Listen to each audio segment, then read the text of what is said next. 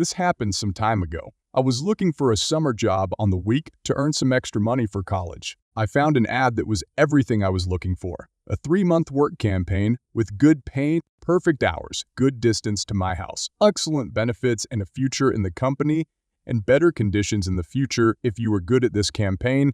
I wasn't interested on this last part, but I was happy for people looking for a permanent job. When I got to the interview, I noticed that there were many young people waiting because the interviewers had not arrived yet.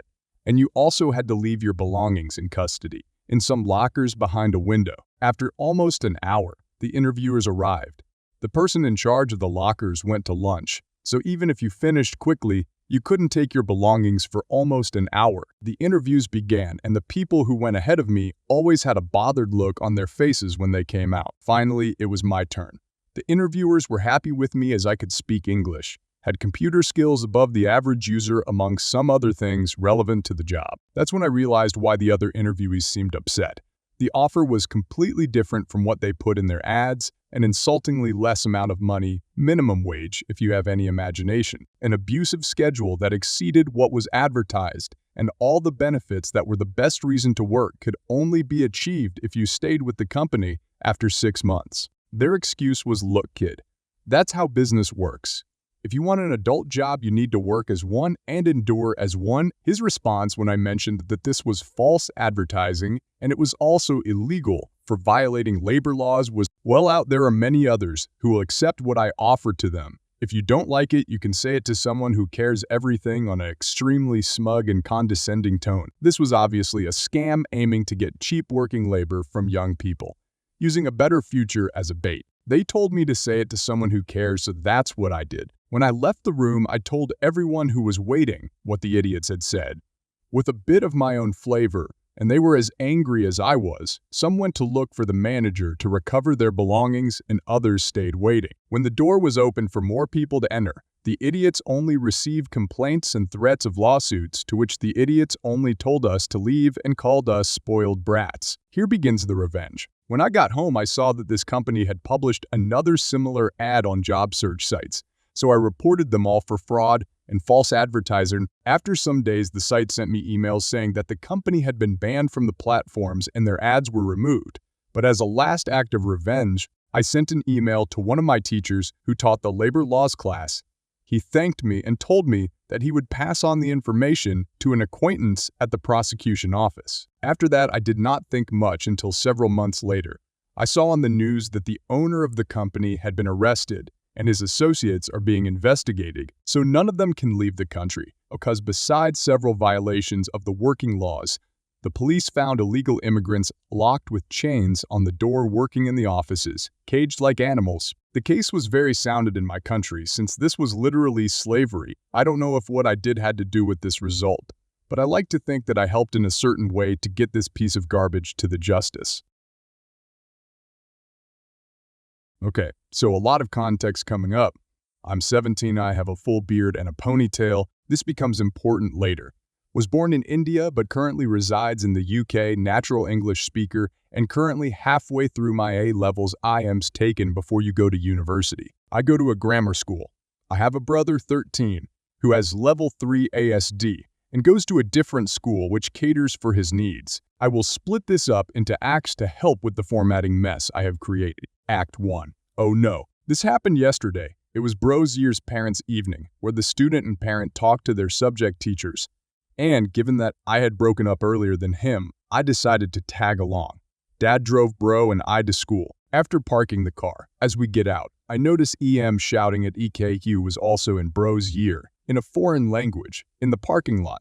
I make a mental note of this. So we walked in while they complete the registration forms. I help myself to some tea and sit down and check my phone, minding my own business until a vast shadow emerges in front of me. Guess who it was? EM, who I should mention was as fat as an elephant.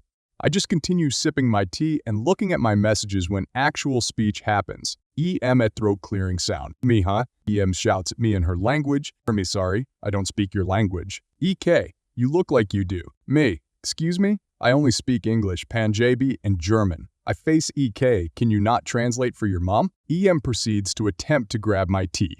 I swerve my hand out of the way. Everyone is watching us.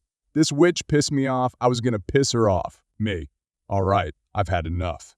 I stand up. You want the tea? You can have the tea. I hold out the cup, and as she reaches, I move my hand away and towards a conveniently placed bin, dropping the cup in it akin to dropping a mic. Me. You should have no problem getting that, given what pieces of rubbish you both are. You don't look like you need a drink anyway, miss. I walk off. Bro and Dad are ready to see the first teacher. EM shouts at me, once again in her language, not understanding that I don't speak it. But I ignore her. We proceed to start the first meeting, Act 2. Oh God, no. 10 minutes pass. The meeting is now finished. Bro gets extremely pleasant feedback and is given a chocolate bar to his delight. As we exit the room, I see M and EK sitting down opposite. If looks could kill, I would have died several times over. Fortunately, their stares didn't last for long. Unfortunately, something worse happened. EK, I want that chocolate. Dad, no, he has already had half of it. Anyway, don't you know about disease? EK, that her word has a disease? EMS starts laughing, hinting that she at least understands English. Bro's blood starts boiling and gets ready to launch at them like a wolf. Dad has to hold him back. I got ready to explode, but God must have been watching, because he sent an angel to our situation. Teacher, emerging from her room. The only disease I see here is people like you, AK, and DM, who are cancerous to our community and will not be tolerated. Unfortunately, your son time and time again has proven to be a menace to the school, especially in my classes, and I'm surprised he hasn't been more harshly punished. Please come in, your appointment is due. Or would you like a lecture on how diseases can be contracted via consuming other people's food? The smuggest of smiles emerge from my face. Bro calms down and slowly starts finishing his chocolate, taking really big bites and consuming it really slow. Dad tries to hold his laughter. EM is absolutely dumbfounded. EK knows he's messed up big time. Teacher, I'll see you later for your appointment, bro. Enjoy the chocolate. Bro and Dad both start laughing as we walk to our next appointment. Act 3. Oh heck no. After a few more appointments a teacher gave Bro and I more chocolate for our troubles. We had one more appointment with counselor. We got ready to enter her room when the demon and her hell spawn emerged from around the corner, screaming in their language again. Counselor also emerges and proceeds to defend us from this onslaught. Counselor, sorry, EM, but I must ask that you leave.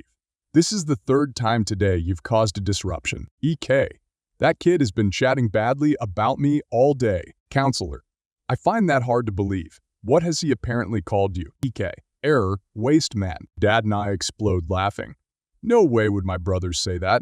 Counselor invites us in, but EM starts running towards us. The way she ran was even more comical that Bro fell on the floor laughing. EMA finally starts speaking English, albeit quite poor. EM, we followed this scoundrel all day, and he does not help me find rooms I need. Counselor, so you've been stalking these people for 2 hours? EM, it's not stalking. This boy's a guide and should help me. She looks at me. Me, I don't go to this school. EM, yes, I saw you yesterday at the school. For me, I was in Cambridge yesterday. I can't bloody teleport. Counselor, also, his beard and hairstyles would be deemed excessive in this school. Our policy on hair is EK, interrupts counselor nonsense. Girls have the same hair as him, bro. Girls have naturally long hair. Dumbo.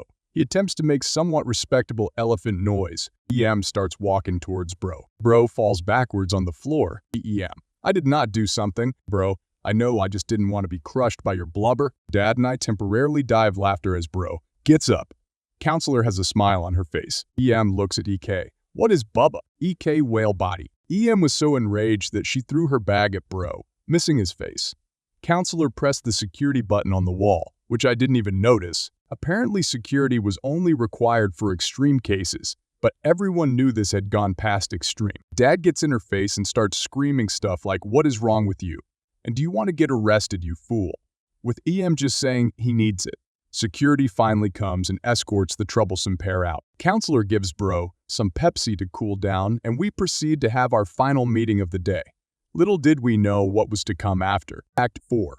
Oh damn no. With all the meetings finished and Bro getting delightful feedback, we decided to go to Nando's to get some elite rewards. As we walk out waving goodbye to the receptionist, I hear Dad exclaim, oh damn no, and Bro starts growling. EM, who I was now convinced was the mother of Satan, who has probably assumed the form of EK, has summoned the police to the parking lot, knowing that we had done nothing wrong, apart from making the pair angry, but we could debate that they instigated each event.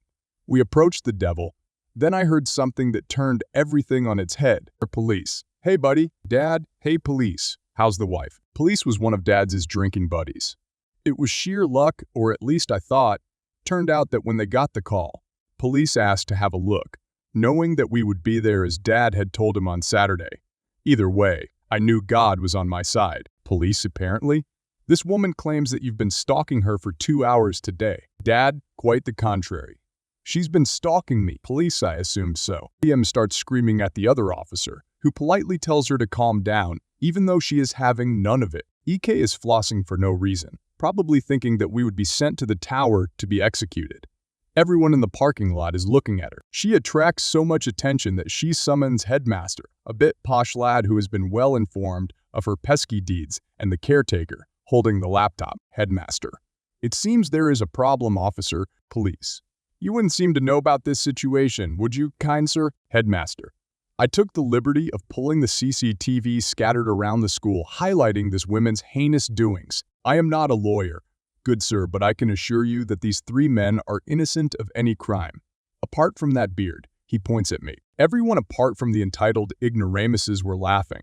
EM turns as pale as a ghost, looking like she saw one herself. Adrenaline probably kicks in, and she makes another run towards the caretaker, presumably aiming for his laptop. But police stops her in her tracks. EK finally knows that he has lost and starts bawling. So the other officer places him in the cop car. Police pins EM against the wall. Police, you do not have to say anything. EM starts screaming rape. Assault. Police, this isn't assault, ma'am.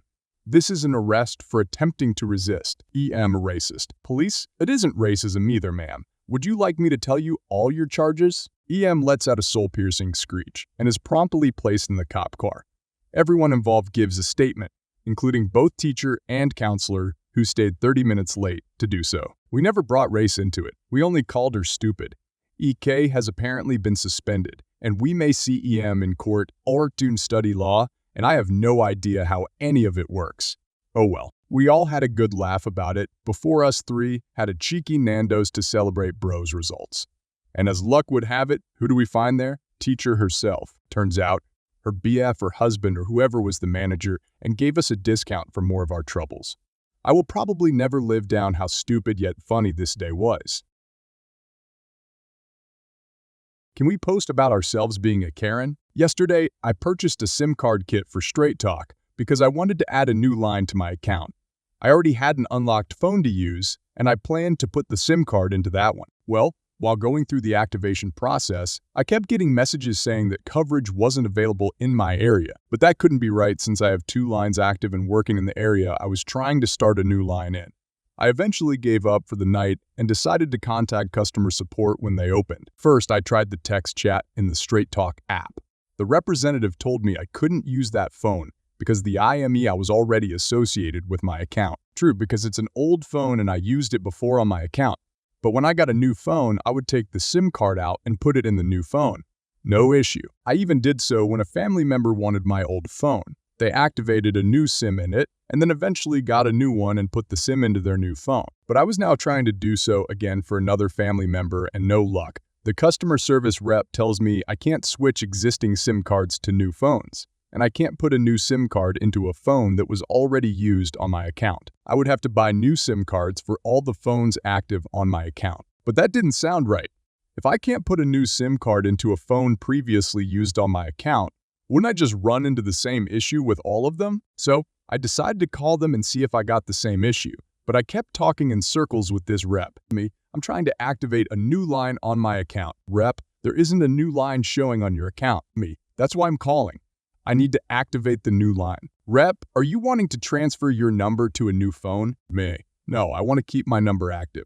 I want to set up a new line on my family account. Rep, there isn't a new line on your account because it's not activated yet. After talking in circles, I eventually asked to speak to a supervisor, and they refused to transfer me to one. After more talking in circles, I eventually hang up. Once I take a few breaths, I try one more time. This third rep is a bit more helpful, but still refuses to transfer me to a supervisor. Eventually, they tell me they can't help me, because their SIM cards aren't compatible with my phone I've used with their service before. I still am not allowed to talk to a supervisor. I'm just told to buy a new phone, probably one of their prepaid ones that can't even come close to matching the specs, performance, or storage space that the phone I'm trying to use has. All in all, it was just frustrating and nothing more. I'm not put out a lot of money, and I can at least make use of the included time card if nothing else. So tell me how big of a Karen I was.